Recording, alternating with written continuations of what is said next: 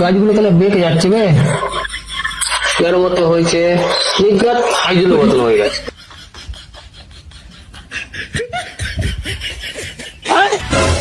হ্যাঁ দিদা, কোন সোর বাচ্চা বে?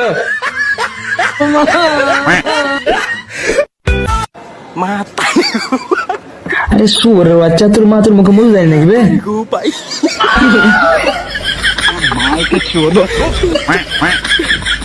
কাকা, তোমার মা কি তোমাকে ছোটবেলা খেলা লাগবে মাকে নাকি? শুয়োরের বাচ্চা মুখ দেখলেই গালি দিতে ইচ্ছে করে।